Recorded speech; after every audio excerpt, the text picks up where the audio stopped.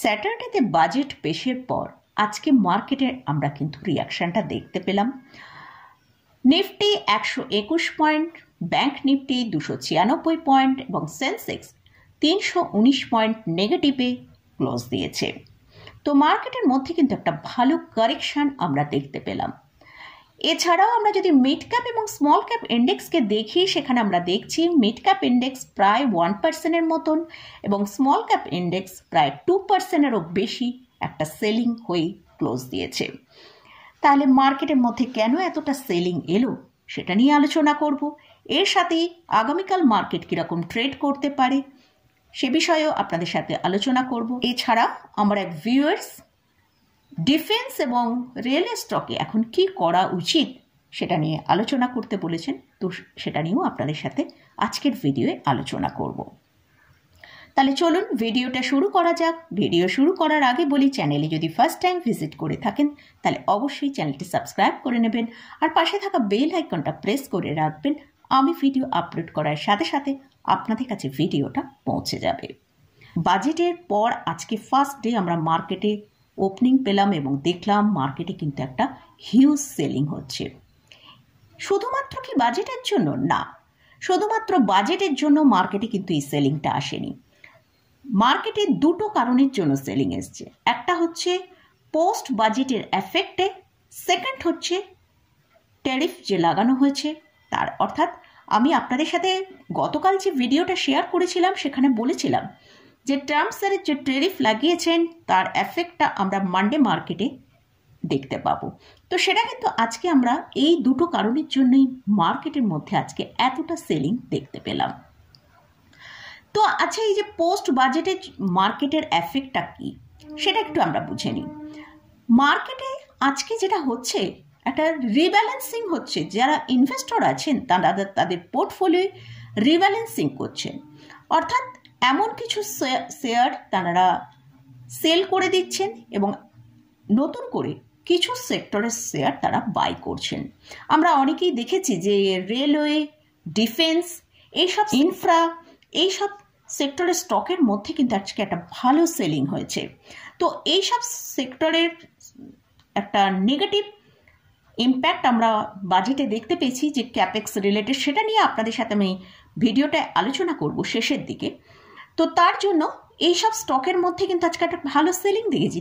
অর্থাৎ এইসব স্টকে কিন্তু ইনভেস্টররা শর্ট টার্মের জন্য এইসব স্টকে ইনভেস্ট করেছেন, তারা কিন্তু এইসব স্টক সেল করে দিচ্ছেন। আর যেসব স্টক আগামী দিনে আশা করা হচ্ছে, যেমন এফএমসিজি, কনজিউমার ডিউরেবল, এসব consumption related, auto, electronics, textile, এইসব স্টকের সেক্টরের দিকে তারা ফোকাস করে এই জায়গায় বাই করার চেষ্টা করছেন।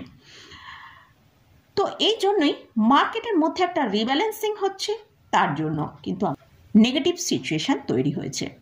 এছাড়াও টার্ম ট্যারিফে যেমন আমি গতকালই আপনাদের সাথে ভিডিও শেয়ার করেছিলাম যে কানাডা এবং মেক্সিকোয় 25%-এর মতন ট্যারিফ লাগানো হয়েছে এবং চায়নায় 10% ট্যারিফ লাগানো হয়েছে। তারই ইম্প্যাক্ট আজকে আমরা আমাদের স্টক মার্কেটে দেখতে পাচ্ছি। আমরা যদি ইউএস মার্কেটের ডাউন জোনের ফিউচারকে দেখি, সেখানেও কিন্তু একটা ভালো নেগেটিভে ট্রেড করছে। তো তার ফলে মার্কেটে কিন্তু এর ইম্প্যাক্টটা পড়ছে, এই ট্যারিফের ইম্প্যাক্টটা কিন্তু পড়ছে। তো তার জন্যই আজকে মার্কেটে আমরা এতটা সেলিং দেখলাম।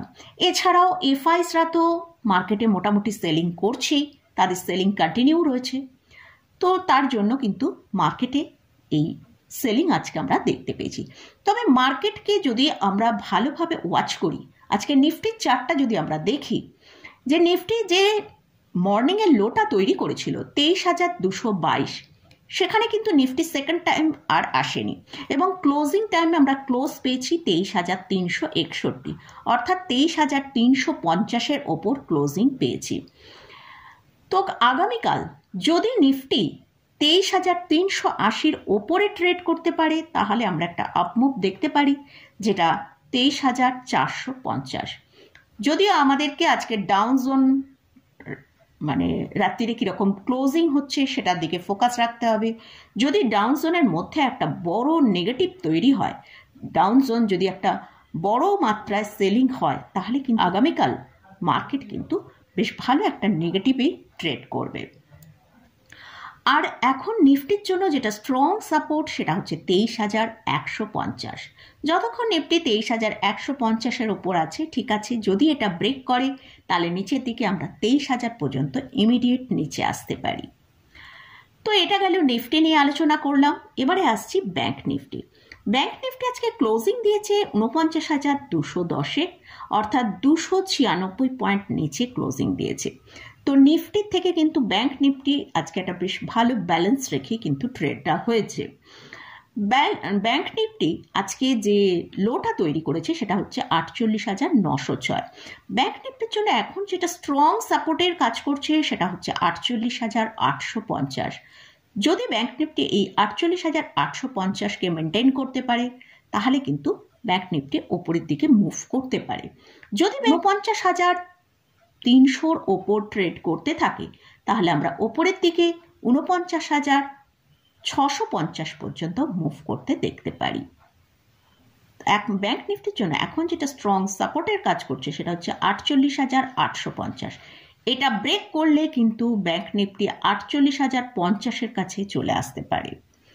তো মোটামুটি এটা গেল ব্যাংক নিফটি নিয়ে আলোচনা করলাম। এবারে আসছি, আমার ভিউয়ার্স জানতে চেয়েছেন যে এখন এই যে ডিফেন্স এবং রেলের স্টকের মধ্যে কি করা উচিত। দেখুন, আমি এই যে রেলওয়ে স্টক এবং ডিফেন্স স্টক এখন কি করবেন এটা আমি দুটো পার্সপেক্টিভে আপনাদের সাথে আলোচনা করব। একটা হচ্ছে ট্রেডিং আর একটা হচ্ছে ইনভেস্টমেন্ট। যদি আপনি ট্রেডিং পারপাসের জন্য কোনো স্টককে বাই করে থাকেন তাহলে অবশ্যই স্ট্রিক্টলি স্টপ লসটা ফলো করুন। স্টপ লস হিট হয়ে গেলেই সেই স্টক থেকে বেরিয়ে চলে আসুন।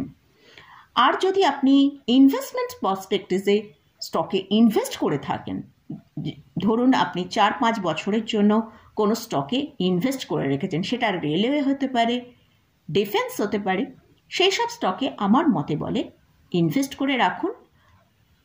সেগুলো কিন্তু আগামী দিনে একটা ভালো জায়গায় পৌঁছাতে পারে। কারণ ট্রেডিংয়ের জন্য যদি স্টপ লস হিট হয়ে যায় অবশ্যই বেরিয়ে আসতে বলছি, কারণ শর্ট টার্মে কিন্তু আমরা বাজেটে যেহেতু এই স্টকগুলোর ওপর মানে যে মার্কেট যেটা এই ক্যাপেক্সের অ্যালোকেশন আশা করেছিল সেটা হয়নি, তো তার জন্য তার থেকে কম আসার জন্যই কিন্তু আমরা দেখতে পাচ্ছি এই সব সেক্টরগুলো এতটা প্রেশারের মধ্যে রয়েছে। আমরা দেখেছিলাম মার্কেটের আগে ডিফেন্স এবং রেলওয়ে স্টকের মধ্যে একটা ভালো স্পাইক এসেছিল, কিন্তু সেটাই এখন নিচের দিকে রিডিউস হয়ে গিয়ে সেলিং হচ্ছে, সেখানে বেশ বড় বড় সেলিং আমরা দেখতে পাচ্ছি। এবারে আমি ফার্স্টে রেলওয়ে সেক্টরের দিকে, আমরা বাজেটে দেখেছি রেলওয়ে সেক্টরে যে ক্যাপেক্সটা অ্যালোকেশন হয়েছে সেটা যেটা গতবার মানে পরপর দুবার কিন্তু একই অ্যালোকেশন হয়েছে। মার্কেটের এক্সপেকটেশন ছিল এবার হয়তো কিছু বেশি বাড়বে, কিন্তু সেটা হয়নি। যে অ্যালোকেশনটা হয়েছে সেটা 2.65 লাখ করোড় গতবারও ছিল, এবারও তাই আছে। এটা কিন্তু মার্কেটের কাছে একটা নেগেটিভ পয়েন্ট মনে হচ্ছে, তাই কিন্তু আজকে আমরা স্টকের মধ্যে একটা ভালো সেলিং দেখতে পেয়েছি। যেমন আইআরসিটিসি, আইআরএফসি এসব স্টকের মধ্যে প্রায় 2%-এরও বেশি, সেরকম আবার আরভিএনএল, রেলটেল এসব স্টকে প্রায় 6%-এরও বেশি সেলিং দেখতে পেয়েছি।